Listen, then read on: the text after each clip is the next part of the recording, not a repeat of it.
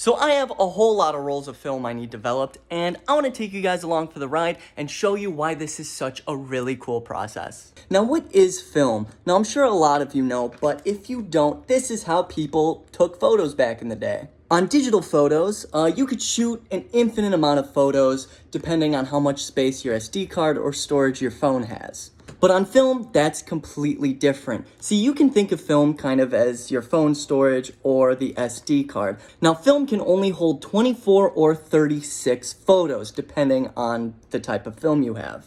And once you use up your roll of film, you gotta move on to the next one. Now, loading the film is one of my favorite parts. It's actually a really cool hands-on process, and the sounds that it makes and the feeling that it feels is almost unparalleled. And once the film is installed, you are ready to shoot.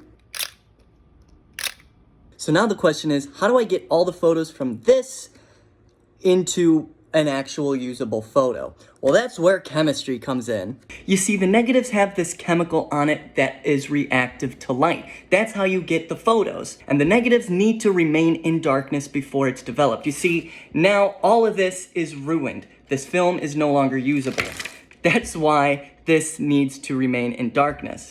That's why in movies you see like the red light in the dark room. That's because if the film is exposed to light, all of the photos are ruined. That's why I need to use the developer and the Blix solution.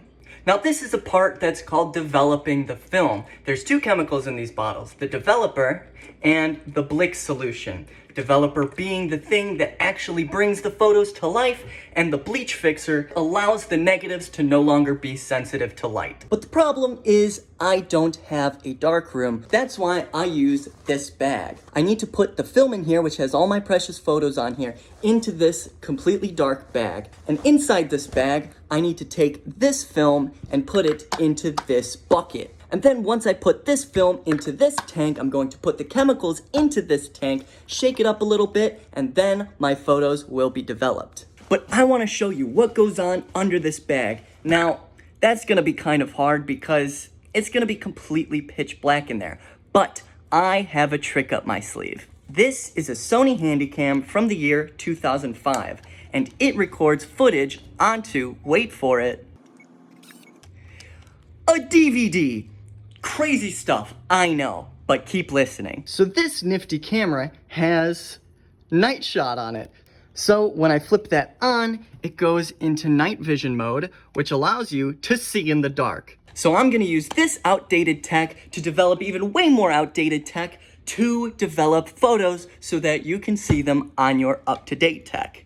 Now, I don't think anyone has ever done this before, nor am I certain that the night vision will mess with my film. So this is gonna be interesting. So come along with the journey. So while I'm messing around in the dark bag, I first need to heat up the chemicals. It's gotta reach 102 degrees Fahrenheit, and that's gonna boil and toil. Let's go. Cat. So now let's load up the dark bag. First thing I need are film, scissors to cut the film off of the film roll, bottle opener to take the film out of the canister, can't forget about the tank, and lastly, our secret weapon. Let's get to developing. Okay, here's where I messed up. I forgot to close the viewfinder to the camera, so the light from the screen is definitely gonna affect the photos. Oops, but they're not completely ruined, just altered, if you will. Stick around to the end to see how they turned out. But anyway, the first step is to take the spool out of the developer tank and set it aside. This is what we're going to wrap our film around. Then we're gonna pry open the film canister with the bottle opener to reveal the film. Then cut off the first couple inches, which is called the leader. Now the leader helps get the film loaded into the camera, and we don't need that anymore. Then we're gonna use our grubby little hands to claw around and try to find the spool. Remember, I can't see a thing, so trying to find where the start of the spool begins can be really challenging.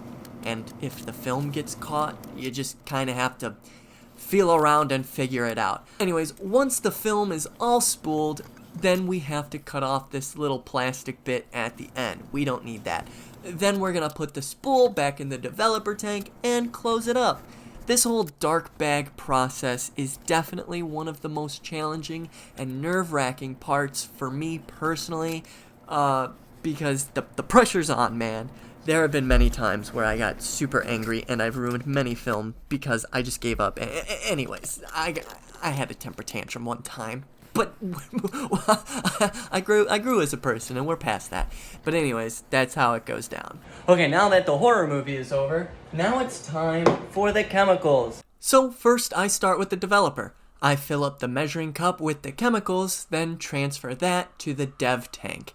Every 30 seconds for 3.5 minutes, I have to agitate the chemicals by flipping the tank over. I keep it held in the water bath to make sure the temperatures of the chemicals stays constant, as it needs to remain at about 102 degrees Fahrenheit. Now the photos are developed, but they're still light sensitive, so that means I need to put in the Blick solution.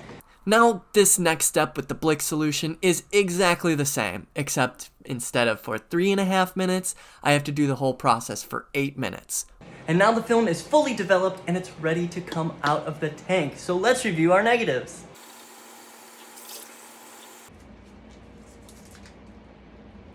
Here we go. So it came out a little green. Gee, I wonder why. And this is the fun of negatives, honestly. You never know how it's going to turn out. Not great if you're trying to save money, but if you like to waste money like I do, this is a great hobby. So now the last thing we need to do is let these dry and then go scan them on our scanner. Pull them up on the computer and I'll show you how they turned out. Okay, not gonna lie, some of these actually came out pretty hard. The color shift is absolutely wild. I think what happened is that the exposure from the infrared light created an increase in the graininess, and the light leak from the viewfinder inside the dark bag caused that red sort of aura around it. But I'm not 100% sure what caused that dramatic color shift in the blues and the greens. You know, at first I was pretty disappointed, but after scanning these photos, the weird colors started to kind of grow on me. Like, you can't tell me these pics of the boys don't go absolutely hard as hell.